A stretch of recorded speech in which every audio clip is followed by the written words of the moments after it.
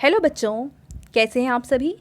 चलिए इस वीडियो में हम समझेंगे कक्षा 6 की वर्कशीट नंबर 13 जो कि 16 अगस्त 2021 की वर्कशीट है और आज का विषय है गणित। और आज जो हम टॉपिक समझने वाले हैं वो है सन्निकटन। तो हम पहले समझेंगे सन्निकटन योग की समझ। सन्निकटन का मतलब होता है किसी नंबर को लगभग में लेना, एग्जैक्ट वो नंबर ना लेके उसके आसपास का नंबर लेकर और फिर उसको कैलकुलेट करना, प्लस माइनस जो भी करना है वो करना। तो चलिए इसको हम समझते हैं क्वेश्चन से। श्रीमती देवसेना 2000 रुपये में अपने बच्चों के लिए कुछ उपहार खरीदने के लिए बाज़ार जाती है। दो उपहार जो उन्हें पसंद आए उनकी पहले की कीमत थी 1175 और दूसरे की थी 449 रुपीज़। क्या आप समझते हैं कि श्रीमती देवसेना के पास इन दो उपहारों को खरीदने के लिए पर्याप्त पैसे हैं? तो यहाँ पे देखिए दो बच्चे हैं, एक है अमरेंद्र और दूसरा है कटप्पा। इन दोनों ने दो अलग अलग तरीके से इस क्वेश्चन को हल किया है। पहले उपहार की कीमत 1175 रुपये है, तो इसका निकटतम सैकड़े में आकलन आ गया 1200 रुपये। और दूसरे उपहार की कीमत थी ₹449 रुपीज़ और इसकी अगर हम सैकड़े में लगभग मान निकालें तो वो आ जाएगा 400 रुपये और दोनों को जोड़ देंगे तो आंसर आ जाएगा 1600 रुपये। ये कैलकुलेशन की है अमरेंद्र ने। अब हम देखते हैं कि कटप्पा ने कैसे इस क्वेश्चन का आंसर निकाला। कटप्पा ने कहा कि पहला उपहार जो है, क्योंकि उसकी कीमत 1175 रुपये है, तो इसने इसको 1000 में आकलन किया और कहा कि इसका निकटतम मान हो जाएगा 1000। और दूसरे उपहार की कीमत क्योंकि 449 रुपीज़ है, तो इसकी कीमत उन्होंने निकाल ली 0 रुपये। दोनों को जोड़ा और मान आ गया 1000। अब यहाँ पे हमें कहा हुआ है कि क्या आप अमरेंद्र द्वारा किए गए निकटतम सैकड़े में आकलन करेंगे या कटप्पा द्वारा किए गए निकटतम 1000 में आकलन। यानी आपके अनुसार अमरेंद्र वाला आंसर सही है या फिर कटप्पा वाला आंसर सही है, और अगर कोई एक सही है तो क्यों सही है। अब देखते हैं, निम्नलिखित निष्कर्ष पढ़ें। पहला, अनुमान उचित और तार्किक होना चाहिए, यानी किसी भी नंबर का अगर हम लगभग में मान निकालते हैं ना तो वो उचित होना चाहिए, सही होना चाहिए और उसके पीछे लॉजिक होना चाहिए। अगर हम ये कहें कि 8 नंबर 10 नंबर के आसपास है तब तो यही सही है। अगर हम कहें 8 नंबर 50 नंबर के आसपास है तो ये तो काफ़ी गलत हो जाएगा, क्योंकि ये दोनों तो सच में आसपास हैं पर इन दोनों के बीच में बहुत ज़्यादा अंतर है। ठीक है, तो पहला तो हाँ, अगर अनुमान ले रहे हैं तो वो सही होना चाहिए और उसके पीछे कोई लॉजिक होना चाहिए।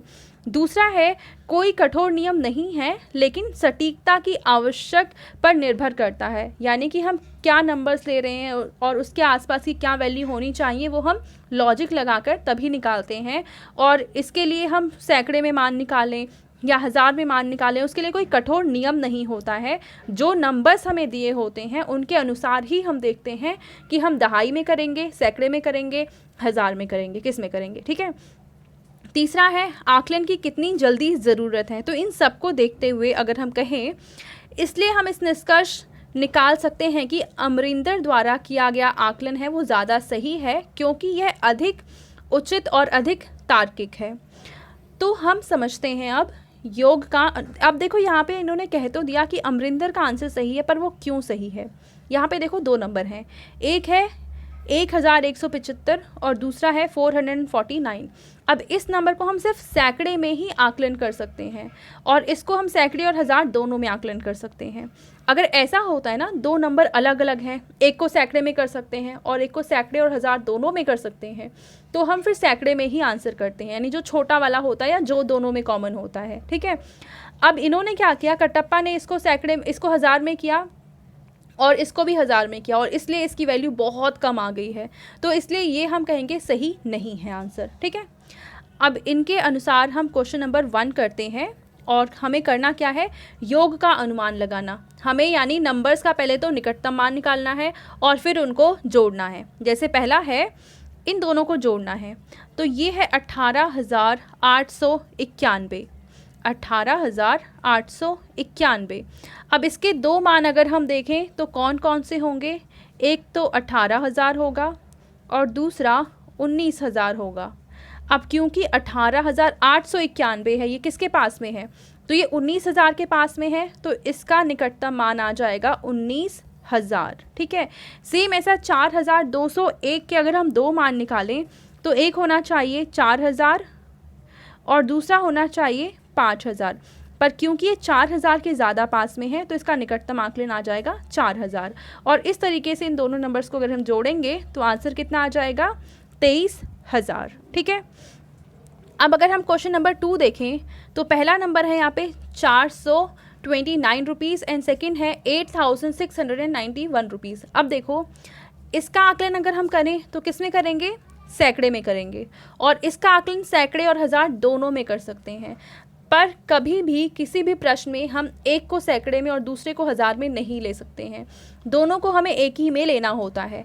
तो अब क्योंकि इसको हम सैकड़े में कर रहे हैं तो दूसरे वाले नंबर को भी हम सैकड़े में ही सॉल्व करेंगे। ठीक है, अब सैकड़े में लेने के लिए 429 का जो निकटतम मान आ जाएगा या तो वो 400 होगा या तो वो 500 होगा, पर क्योंकि 429 400 के ज़्यादा पास में है तो इसका निकटतम मान आ जाएगा 400 रुपये। ठीक है, सेम ऐसे ही 8,691 को अगर हम देखें या तो ये आएगा 8,600 या फिर ये आएगा 8,700, पर क्योंकि ये 691 है तो ये 700 के ज़्यादा पास में है, इसलिए इसका निकटतम मान आ जाएगा 8,700। अब इन दोनों को जोड़ देंगे, आंसर आ जाएगा 9,100। ठीक है, तो ये इस तरीके से हमारा जोड़ के तो दोनों प्रश्न हो गए हल। अब हमें निकालना है अंतर का अनुमान लगाना। तो इसमें भी हमें नंबर तो सेम, निकटतम मान तो सेम तरीके से ही निकालना है, पर जैसे यहाँ पे हमने दोनों नंबर्स को जोड़ा था, अब हम क्या करेंगे, इन दोनों नंबर्स को घटा कर देंगे। ठीक है, जैसे पहला प्रश्न है 9,876 रुपये, तो इसको हम अगर हम निकटतम मान में निकालें हज़ार में तो ये आ जाएगा 9,000 और दूसरा आ जाएगा 10,000। अब क्योंकि 9,876 जो नंबर है वो 10,000 के ज़्यादा पास में है तो इसलिए इसका निकटतम मान आ जाएगा 10,000। और दूसरा नंबर क्या है 6,769। अब इसके दो नंबर्स, इधर होगा 6,000 और इधर आ जाएगा 7,000। अब ये नंबर किसके ज़्यादा पास में है, तो 7,000 के ज़्यादा पास में है, इसलिए इसका निकटतम मान आ जाएगा 7,000।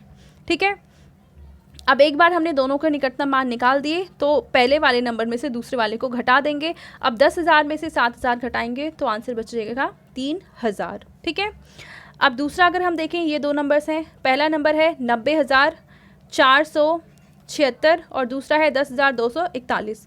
तो सेम ऐसे अगर हम 90,476 का देखें तो या तो ये आएगा 90,400 या फिर ये आएगा 90,500। अब क्योंकि 476 500 के ज़्यादा पास में है तो इसका निकटतम मान आ जाएगा 90,500। सेम ऐसे 10,241 को या तो हम 10,200 लेंगे या फिर 10,300 लेंगे, पर क्योंकि ये 10,200 के ज़्यादा पास में है तो एक निकटतम मान आ जाएगा 10,200 और इसमें से घटा देंगे, आंसर आ जाएगा 80,300। अब इसके बेसिस पे हमें कुछ क्वेश्चन करने हैं, आओ करें। पहला प्रश्न है, देखो ये भी 100 में है, ये भी 100 में है, इसका मतलब हमें आकलन करना है सैकड़े में।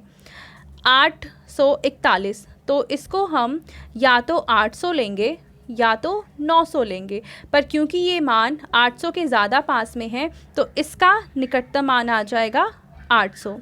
दूसरा नंबर क्या है 181, तो या तो ये आएगा 100 या तो आएगा 200, पर क्योंकि ये नंबर 200 के ज़्यादा पास में है तो 181 का निकटतम मान आ जाएगा 200, और इन दोनों के बीच में कौन सा निशान है, जमा का, तो इसका मतलब 800 जमा 200, तो आंसर कितना आ जाएगा, आंसर आ जाएगा 1,000। तो पहले प्रश्न का आंसर आ गया 1,000। अब हम देखते हैं दूसरा प्रश्न। दूसरे प्रश्न में हमें दे रखा है 2400, तो इसको या तो हम 2,000 लेंगे या तो हम 3,000 लेंगे। ठीक है, अब क्योंकि 2400 2,000 के ज़्यादा पास में है तो इसका निकटतम मान आ जाएगा 2,000, और दूसरा है 6,891, तो या तो इसको हम 6,000 लें या तो इसको हम 7,000 लें। अब 6,891 किसके ज़्यादा पास में है, तो ये 7,000 के ज़्यादा पास में है, इसका मतलब इसका निकटतम मान आ जाएगा 7,000 और इन्हें हमें क्योंकि जोड़ना है तो दोनों को जोड़ देंगे। जोड़ने पे आंसर कितना आएगा? 7,000 जमा 2,000, तो आंसर आ जाएगा 9,000। ठीक है, अब हम देखते हैं क्वेश्चन नंबर 3। क्वेश्चन नंबर 3 में पहला है 9,875 रुपये। तो या तो ये 9,000 के ज़्यादा पास में है या फिर ये 10,000 के ज़्यादा पास में है। अब आप लोग बताइए ये इन दोनों में से किसके निकटतम है। अब क्योंकि ये नंबर 10,000 के ज़्यादा पास में है तो इसका निकटतम मान आ जाएगा 10,000। अब दूसरा क्या है? दूसरा नंबर है 5,478 रुपीज़। तो अब यहाँ पे ये रुपीज़ ही हो, ज़रूरी नहीं है नंबर है कोई। तो या तो ये 5,000 के ज़्यादा पास में है या तो ये 6,000 के ज़्यादा पास में है। तो हम देखेंगे ये जो नंबर है ये 5,000 के ज़्यादा पास में है, तो इसलिए इसको हम लिखेंगे निकटतम मान में 5,000। तो 10,000 जमा 5,000, आंसर कितना आ जाएगा? 15,000। ठीक है, इन दोनों को जोड़ने पे आंसर आ जाएगा 15,000। अब हम देखते हैं क्वेश्चन नंबर 2। इन क्वेश्चन नंबर 2 में देखो सब में माइनस करना है। फर्स्ट क्या है? हमें अनुमान लगाना है, तो पहले तो हम इसका निकटतम मान निकालते हैं। पहला नंबर है 8,299। तो या तो इसको हम 8,000 लिख सकते हैं या तो इसको हम 9,000 लिख सकते हैं। पर क्योंकि 8,299 8,000 के ज़्यादा पास में है तो इसलिए इसका निकटतम मान आ जाएगा 8,000। और 5,000 को तो हम 5,000 ही लिखेंगे क्योंकि इसको हम कम या ज़्यादा नहीं कर सकते हैं। अब 8,000 में से 5,000 माइनस करेंगे, आंसर आ जाएगा 3,000। ठीक है, क्वेश्चन नंबर 1 डन। अब देखते हैं क्वेश्चन नंबर 2 का सेकंड पार्ट। सेकंड पार्ट में है 9,999। अब या तो ये 9,000 के ज़्यादा पास में होगा या तो फिर ये 10,000 के ज़्यादा पास में है। पर हम जानते हैं कि 9,999 का अगला नंबर ही है 10,000, तो ये 10,000 के ज़्यादा पास में है, यानी इसका निकटतम मान है 10,000 रुपये। और दूसरा है 5,421 रुपये। तो पहला नंबर जो इसके पास में होगा या तो वो 5,000 होगा या तो वो 6,000 होगा। पर क्योंकि ये नंबर 5,000 के ज़्यादा पास में है तो इसको हम लिख देंगे 5,000। अब 10,000 में से 5,000 घटा देंगे तो आंसर कितना बचेगा? आंसर आ जाएगा 5,000। तो यानी क्वेश्चन नंबर 2 का आंसर आ जाएगा 5,000। अब हम देखते हैं थर्ड क्वेश्चन। अब देखो थर्ड क्वेश्चन में पहला नंबर तो 1000 में है जबकि दूसरा नंबर सिर्फ सैकड़े में है। तो इसका मतलब, तो अब देखिए क्योंकि दोनों को हमें एक ही नंबर में एस्टिमेशन करना होता है इसलिए इसको भी सैकड़े में हम एस्टिमेट करेंगे और इसको भी हम सैकड़े में ही इसका निकटतम मान निकालेंगे। तो पहला है 2541। तो या तो ये 2500 के ज़्यादा पास में है या तो ये 2600 के ज़्यादा पास में है। पर क्योंकि ये नंबर 2500 के ज़्यादा पास में है तो इसका निकटतम मान आ जाएगा 2500। और 524 के पास दो नंबर हो सकते हैं, या तो 500 या तो 600। पर हम जानते हैं क्योंकि ये नंबर 500 के ज़्यादा पास में है तो इसका निकटतम मान आ जाएगा 500। और 2500 में से 500 घटा देंगे तो आंसर आ जाएगा 2,000। तो थर्ड क्वेश्चन का आंसर आ गया 2,000। तो ये थी हमारी आज की मैथ्स की वर्कशीट। आई होप आपको ये वर्कशीट बहुत अच्छे से समझ में आ चुकी होगी। Thank you.